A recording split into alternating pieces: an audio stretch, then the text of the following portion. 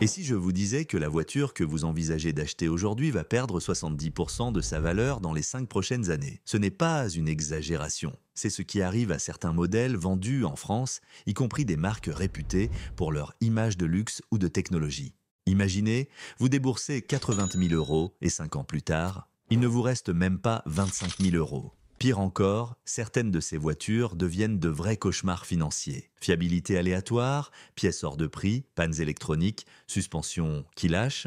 Dans cette vidéo, on va passer en revue les 20 voitures vendues en France qui se dévalorisent le plus rapidement et qui risquent de vous coûter bien plus cher que ce que vous pensez. Restez bien jusqu'à la fin. La numéro 1 est une électrique premium qui se voulait révolutionnaire, mais que plus personne ne veut acheter d'occasion aujourd'hui. Abonnez-vous tout de suite à Automalin si vous aimez les conseils francs et directs sur les voitures à éviter, à acheter ou à fuir. Un like, un commentaire, ça aide énormément la chaîne. Et ça vous aide à ne pas perdre des milliers d'euros sur le mauvais modèle. Numéro 20, Audi A7 Sportback. On ouvre ce classement avec un modèle qui, sur le papier, avait tout pour plaire. Design racé, technologie embarquée, image premium. Mais en réalité, c'est un gouffre à pognon sur le marché de l'occasion. Avec une décote moyenne de 57,2% sur 5 ans, l'Audi A7 peut perdre jusqu'à 40 000 euros entre l'achat neuf et la revente. Un modèle affiché à 70 000 euros neuf tombera autour de 30 000 euros à peine 5 ans plus tard, et ce, même s'il a peu roulé. Pourquoi cette chute ? Parce que, sous son allure de berline coupée sportive, l'A7 reste une grosse voiture chère à entretenir, avec une électronique capricieuse, des suspensions complexes et des moteurs puissants qui coûtent une fortune à entretenir une fois la garantie expirée. Mais le pire, c'est que ce type de carrosserie ne séduit plus. Les SUV ont cannibalisé le marché. Aujourd'hui, quand on veut du volume et du style, on prend un Q5 ou un GLC. Pas une berline fuselée avec coffre fastback. Résultat, les A7 s'entassent dans les annonces, les vendeurs baissent les prix et les acheteurs se méfient. Si vous voulez une Audi stylée sans faire exploser votre budget, passez votre chemin. Numéro 19, Jaguar XF. Une berline élégante, un logo félin, un intérieur raffiné. Sur le papier, la Jaguar XF avait de quoi concurrencer BMW et Mercedes. En pratique, c'est un vrai cas d'école de dépréciation. Avec une perte de valeur de près de 58% sur 5 ans, une XF achetée 55 000 euros neuve peut descendre sous les 23 000 euros en occasion récente. Pourquoi ? Parce que la fiabilité est aléatoire, notamment sur les modèles diesel des années 2016 à 2019. Électronique instable, capteurs qui lâchent, et parfois même des moteurs sujets à l'usure prématurée. Ajoutez à cela un réseau après-vente peu dense en France, des coûts d'entretien élevés et un segment des grandes berlines qui ne fait plus rêver. Et vous obtenez une voiture qui se revend très mal. La Jaguar XF est peut-être belle à regarder, mais côté budget, elle mord un peu trop fort. Numéro 18, Land Rover Discovery. Un gros 4x4 britannique avec une gueule d'aventurier, un intérieur haut de gamme et une vraie capacité à sortir des sentiers battus. Sur le papier, le Discovery avait tout pour plaire. Sauf qu'en occasion, il est devenu synonyme de dépenses surprises.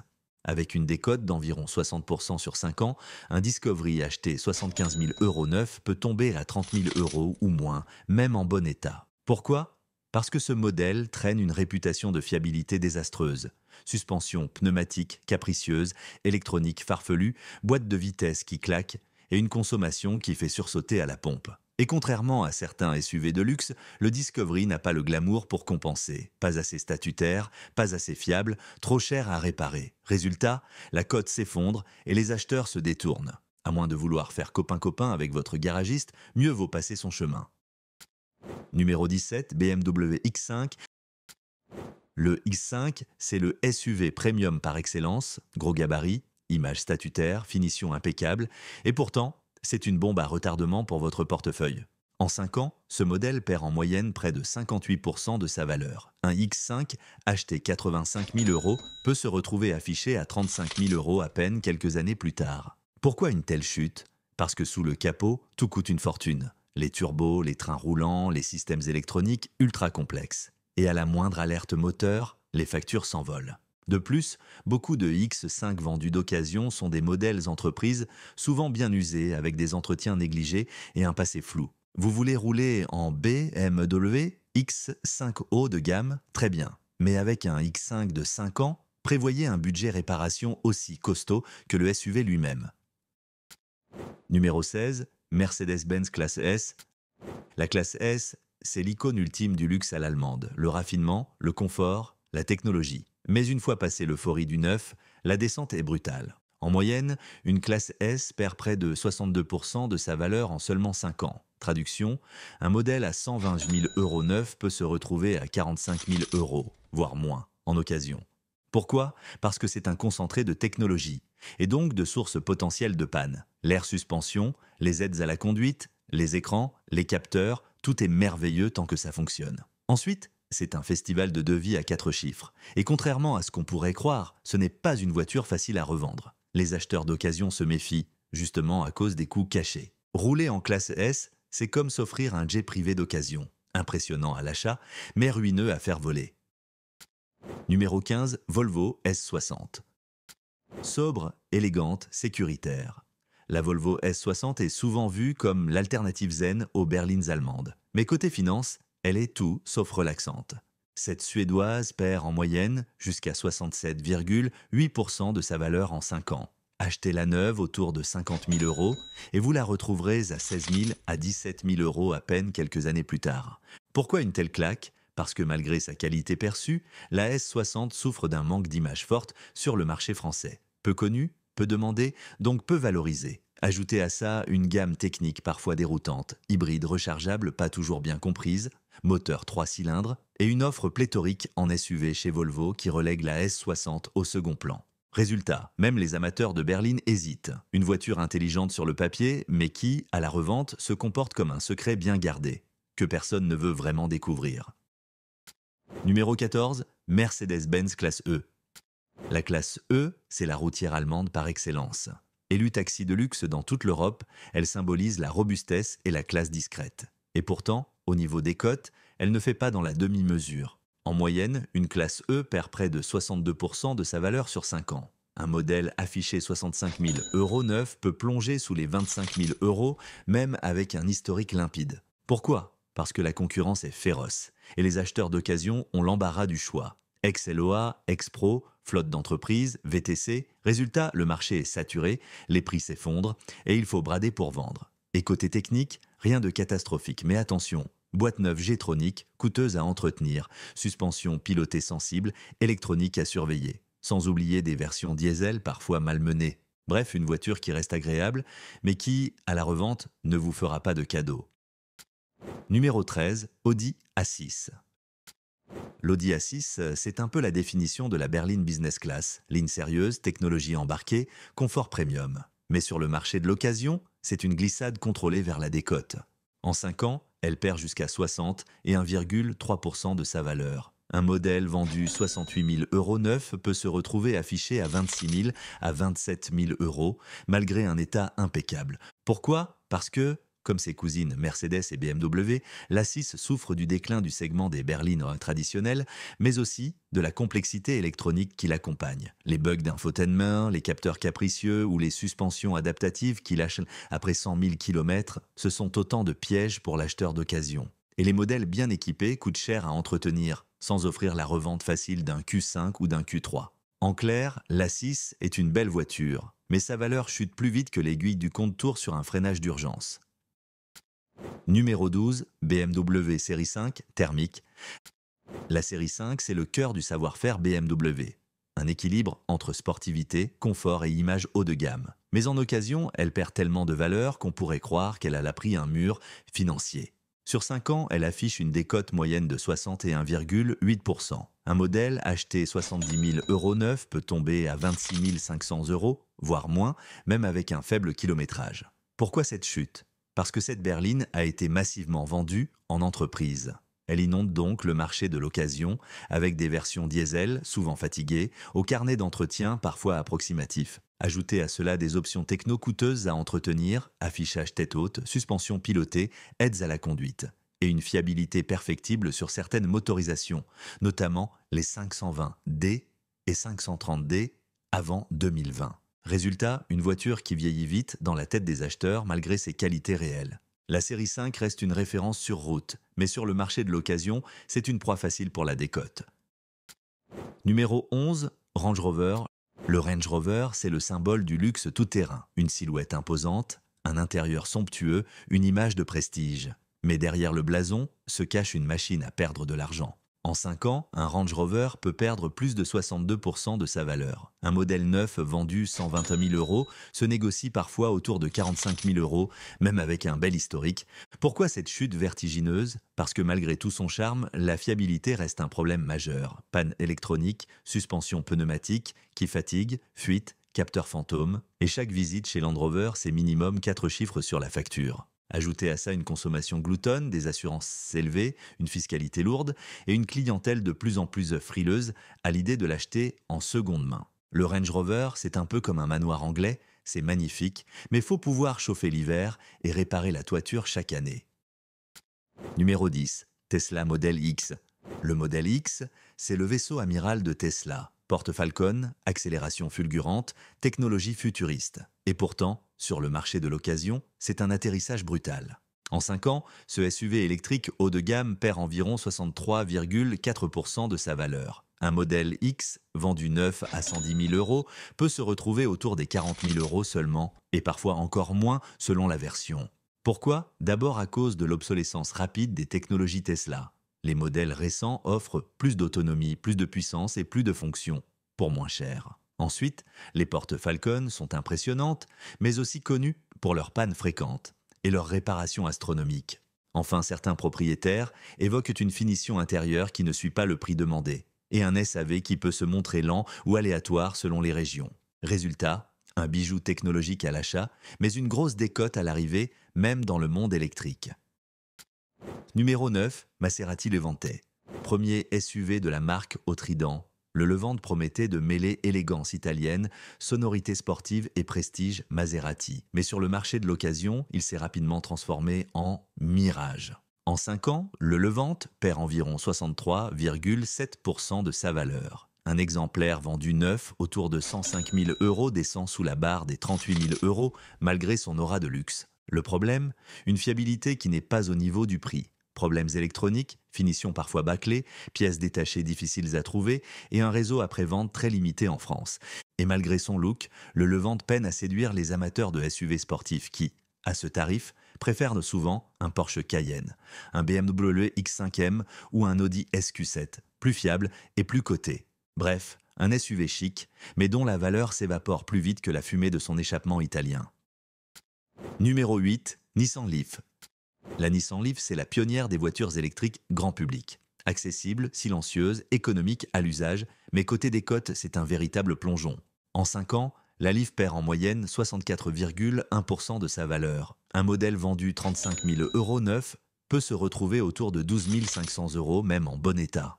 Pourquoi une telle perte? D'abord à cause de l'autonomie limitée, autour de 200 à 250 km réels pour les premières générations, quand les modèles plus récents dépassent les 400 km. Ensuite, les batteries lithium-ion vieillissent mal sur les anciennes versions et les remplacements coûtent une fortune, sans compter les systèmes de recharge rapide peu performants. Résultat, sur le marché de l'occasion, même les conducteurs séduits par l'électrique préfèrent investir ailleurs. La Leaf a ouvert la voie, mais aujourd'hui, elle se fait larguer par la concurrence. Numéro 7. BMW série 5 hybride.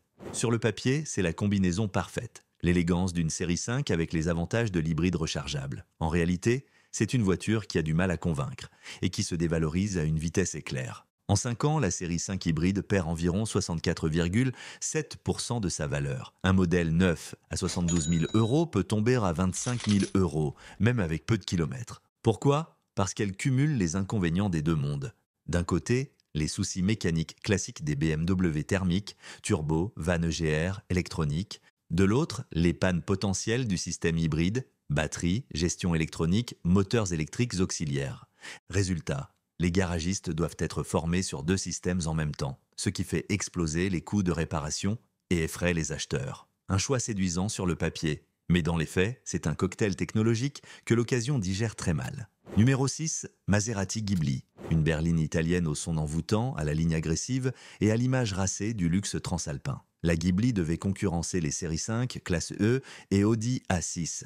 Mais elle s'est surtout imposée comme l'une des plus grosses pertes financières du segment. En 5 ans, elle perd environ 64,7% de sa valeur. Un modèle vendu 85 000 euros neuf se retrouve parfois sous la barre des 30 000 euros sur le marché de l'occasion. Pourquoi ? Parce que derrière le badge prestigieux se cache une voiture aux finitions en deçà de ses rivales allemandes et avec une fiabilité trop aléatoire. Les pannes électroniques sont fréquentes, l'entretien coûteux et les pièces parfois longues à obtenir, surtout en dehors du réseau Maserati officiel. De plus, elle souffre d'un positionnement bâtard, pas assez sportif pour les puristes, pas assez sobre pour les cadres et pas assez fiable pour les familles. Bref, la Ghibli séduit les yeux, mais elle fait grincer les dents quand vient l'heure de la revente. Numéro 5, Maserati 4 portes. C'est la grande berline de prestige à l'italienne. Une voiture longue, élégante, puissante, au moteur V6 ou V8 qui rugit comme une diva d'opéra. Mais sur le marché de l'occasion, c'est le drame en 3 actes. En 5 ans, la 4 portes perd environ 64,5% de sa valeur. Un modèle neuf, vendu 140 000 euros, peut s'effondrer à 50 000 euros, voire moins, même avec un faible kilométrage. Pourquoi ? Parce qu'elle cumule tous les défauts qui effraient les acheteurs. Coût d'entretien astronomique, fiabilité électronique aléatoire et un réseau de maintenance limité en France. Ajoutez à ça un intérieur qui, malgré son charme, manque parfois de rigueur allemande et une consommation qui ferait rougir un camion. Résultat, peu de gens osent franchir le pas de l'occasion, même à prix cassé. La 4 portes, c'est un peu comme une œuvre d'art, magnifique à contempler, mais infernale à posséder. Numéro 4, Tesla Model S. Elle a été la première berline électrique à casser les codes, performance fulgurante, design épuré, technologie embarquée, mais aujourd'hui, la Model S est aussi devenue l'un des pires placements sur 5 ans. Avec une décote moyenne de 65,2%, une Model S achetée 100 000 euros neuve peut chuter à 35 000 euros, même en bon état. Et parfois, c'est encore pire pour les premières versions. Pourquoi une telle chute ? Parce que le progrès chez Tesla est beaucoup trop rapide. Chaque nouvelle version offre plus d'autonomie, plus de puissance, plus de fonctions, pour un prix parfois inférieur. Résultat, les anciens modèles deviennent obsolètes presque du jour au lendemain. Et côté fiabilité, les retours évoquent des bugs logiciels, des défauts d'assemblage et un remplacement de batterie à plus de 20 000 euros passé un certain kilométrage. La Model S reste une pionnière, mais à l'heure de la revente, elle se fait doubler par ses propres sœurs cadettes. Numéro 3, Audi Q8 e-tron, anciennement e-tron SUV. Premier SUV 100% électrique chez Audi, la famille e-tron, Q8 e-tron, misait sur le prestige, l'autonomie et une finition haut de gamme. Sauf que, sur le marché de l'occasion, la magie s'est envolée. Des cotes estimées sur 5 ans, environ 63 à 64%, à l'instar d'autres SUV électriques premium. Source, étude Wired sur le segment haut de gamme. Prix neuf, environ 90 000 euros, valeur estimée après 5 ans, 35 000 euros. Pourquoi une telle chute ? Les modèles plus récents offrent beaucoup plus d'autonomie et des prix mieux alignés. L'image de marque s'éternit. Ce n'est ni un Audi classique ni un Tesla, et la troisième voie ne fait pas l'unanimité. Le réseau de services et les réparations électriques de chez Audi sont coûteuses, tandis que l'électrique reste un domaine encore maîtrisé de façon inégale. Le Q8 e-tron a voulu marier le luxe et l'électrique premium. Au final, il s'est retrouvé presque largué en occasion, sans les atouts suffisants pour compenser. Numéro 2, BMW série 7. Elle incarne le sommet du luxe chez BMW. Une limousine pour PDG, bourrée de technologie, confortable comme un salon et discrètement puissante. Mais au fil des années, la série 7 s'est transformée en machine à dévorer votre capital. Sur 5 ans, elle perd jusqu'à 67,1% de sa valeur. Un modèle vendu 120 000 euros neuf se retrouve à moins de 40 000 euros sur le marché de l'occasion. Pourquoi cette chute vertigineuse ? Parce que cette berline vieillit très vite technologiquement. Et chaque génération ajoute encore plus de gadgets électroniques qui deviennent des sources de panne dès que la garantie s'éteint. Les modules électroniques, suspension pilotée, écran, aides à la conduite, tout coûte une fortune à réparer. Et avec un entretien exigeant, une consommation élevée et une fiscalité française qui n'est pas tendre avec les grosses cylindrées. La série 7 fait fuir bon nombre d'acheteurs d'occasion. Une voiture brillante à conduire, mais qui se revend comme un éléphant de luxe dans une boutique de porcelaine. Numéro 1, Jaguar I-Pace. Lors de son lancement, on pensait que c'était l'avenir du SUV électrique de luxe. Une ligne féline, un intérieur raffiné et une promesse, faire mieux que Tesla, avec le style britannique en plus. Mais aujourd'hui, l'I-Pace est surtout devenue la voiture qui perd le plus de valeur en France sur 5 ans. Avec une décote record de 72,2%, un modèle acheté 82 000 euros neuf finit à moins de 23 000 euros. Et encore s'il part. Pourquoi? Parce que Jaguar s'est lancé trop tôt, avec une techno pas totalement maîtrisée. Autonomie très moyenne en conditions réelles, bugs électroniques à répétition, charge lente, batterie capricieuse, et surtout un réseau après-vente pas formé pour l'électrique qui peine à rassurer les clients. Résultat, même à prix cassé, l'IPAS ne trouve pas preneur. Elle voulait être en avance sur son temps, mais elle s'est retrouvée abandonnée par le marché avant même d'avoir trouvé sa place. Voilà, vous avez vu les 20 pires voitures en France en termes de décote. Certaines sont de vrais bijoux à conduire, mais des gouffres financiers à posséder. Et dans un marché où chaque euro compte, mieux vaut acheter malin que se ruiner pour une illusion de prestige. Vous voulez éviter ce genre d'erreur? Abonnez-vous à Automalin pour découvrir les meilleures voitures à acheter, les vrais bons plans du moment et les pièges à éviter. Un like, un commentaire, et vous aidez la chaîne à grandir et à aider d'autres conducteurs à ne pas se faire avoir. Et dites-moi en commentaire, vous avez déjà eu l'une de ces voitures? Vous avez vécu l'enfer ou vous en êtes ravi? Je lis tous vos commentaires.